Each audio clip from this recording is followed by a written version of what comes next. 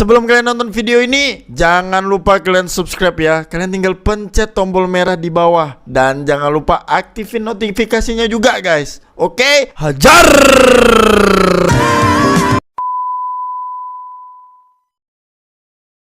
Assalamualaikum warahmatullahi wabarakatuh.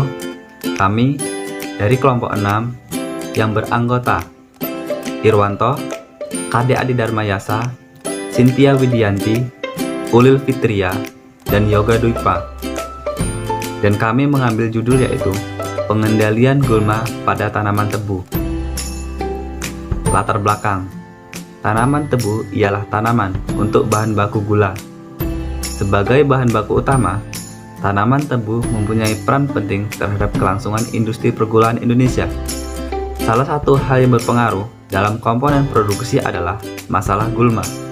Gulma menjadi masalah tersendiri yang perlu diperhatikan pada komoditi perkebunan. Gulma tumbuh di sela-sela barisan tanaman tebu, sangat mengganggu sehingga mengakibatkan terjadinya kompetensi, dapat menurunkan produktivitas.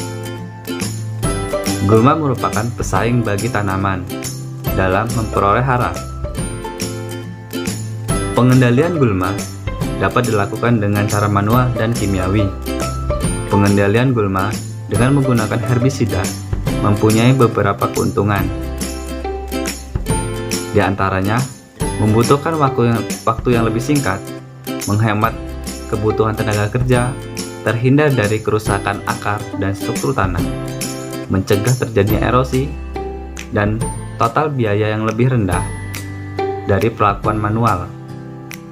Pengendalian gulma dengan penyiangan langsung dan pengaplikasian herbisida diharapkan dapat memberikan kondisi yang optimal bagi pertumbuhan tanaman tebu dan mengurangi kompetensi dengan gulma, sehingga dapat meningkatkan pertumbuhan dan produktivitas tanaman tebu. Baiklah, di sini saya akan menjelaskan mengenai tujuan dan metodologi dari pengamatan ini. Sebelumnya, izinkan saya mau perkenalkan diri terlebih dahulu. Nama saya Kade Adi Dharmayasa, NPM 18722041. Nah, di sini tujuan dari pengamatan ini yaitu yang pertama, untuk mengetahui jenis atau golongan gulma yang mengganggu tanaman tebu. Yang kedua, yaitu untuk memahami cara mengatasi pengendalian gulma terhadap tanaman tebu.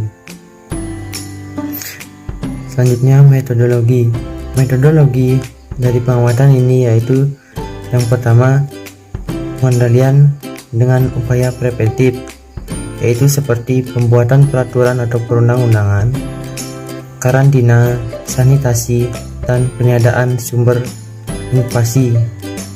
Yang kedua, yaitu pengendalian secara mekanis atau fisik, yaitu seperti pengerjaan tanah, penyiangan, pencabutan, pembabatan, penggenangan, dan pembakaran.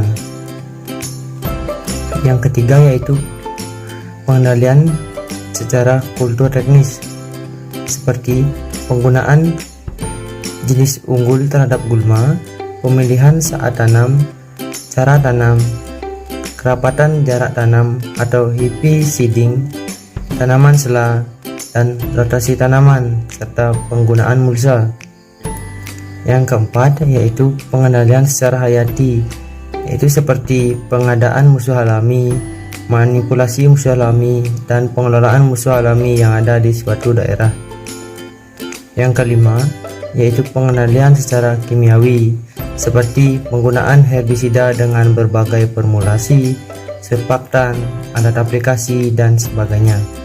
Yang terakhir yaitu pengendalian dengan upaya memanfaatkannya berbagai keperluan seperti sayur, bambu, bahan obat, penyegar, bahan karton, biogas, pupuk, bahan kerajinan, dan makanan ternak. Mungkin itu saja tujuan dan metodologi dari pengamatan ini yang dapat saya sampaikan.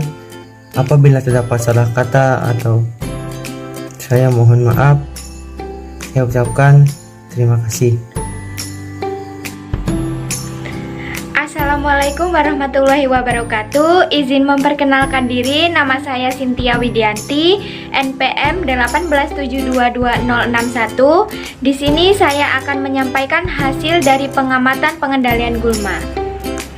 Hasil yang diperoleh dari pengamatan berupa pengelolaan gulma secara kimiawi pada saat pre-emergence atau pratumbuh, late pre-emergence atau awal tumbuh, dan post-emergence atau setelah tumbuh.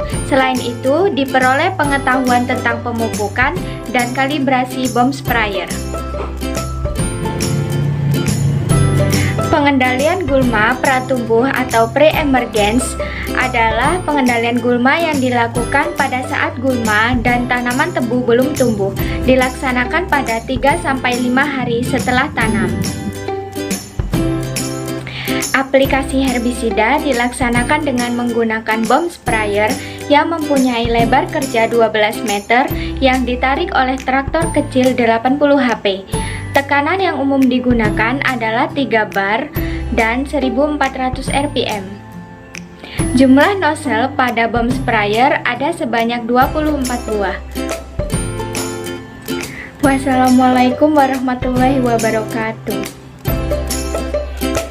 Late pre-emergency adalah pengendalian gulma yang dilakukan pada saat gulma sudah tumbuh dengan 2-3 daun dan tanaman tebu sudah siap berkecambah.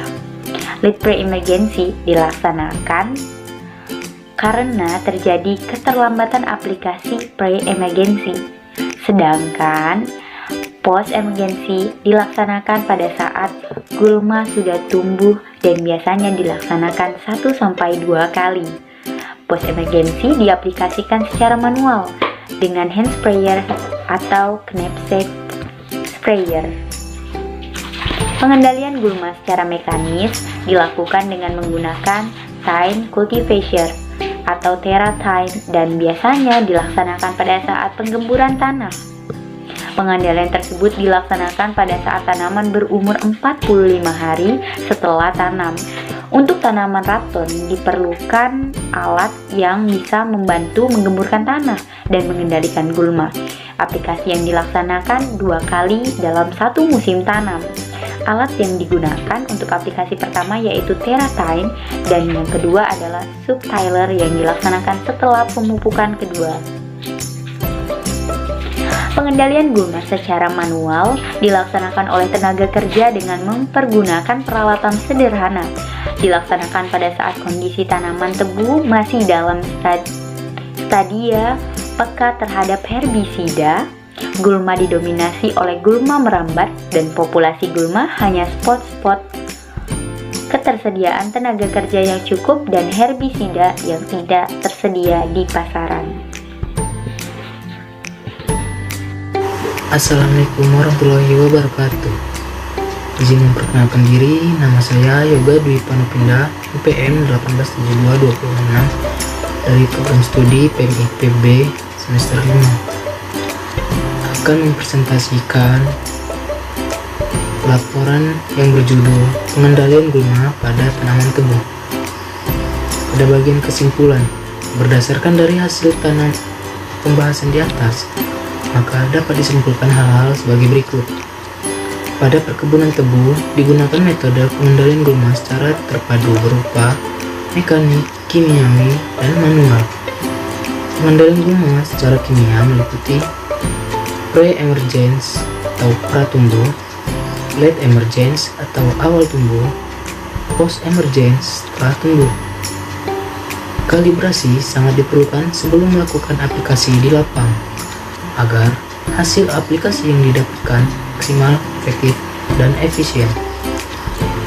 Demikian presentasi dari kelompok 6. Apabila ada salah kata, kami meminta maaf dan kepada Allah kami memohon. Assalamualaikum warahmatullahi wabarakatuh.